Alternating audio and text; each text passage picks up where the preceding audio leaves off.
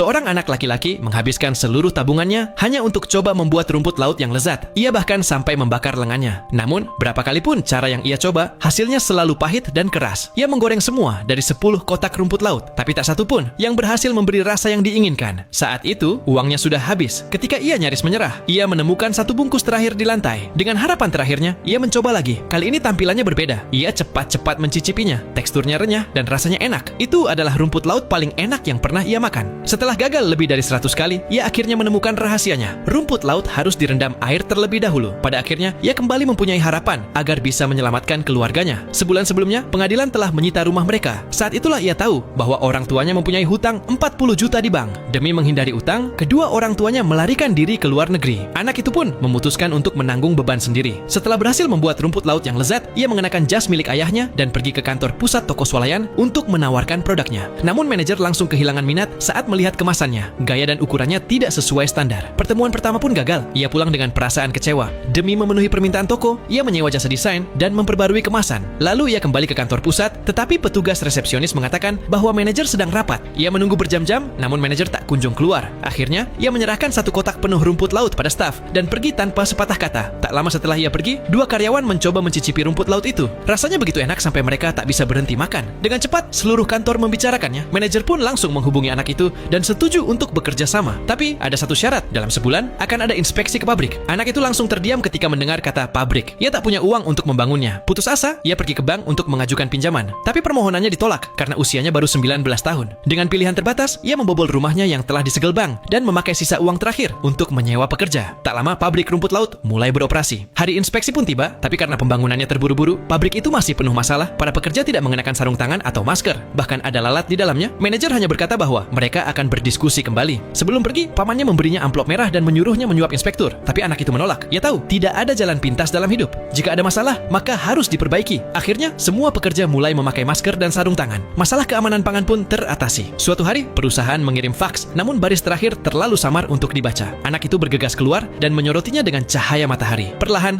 dua kata muncul, lolos. Anak itu akhirnya berhasil. Di hari pengiriman, ia memeluk pamannya dengan penuh sukacita. Setelah semuanya selesai, ia menelepon ayahnya sambil menangis. Ia berkata bahwa kini mereka sudah bisa pulang ke rumah.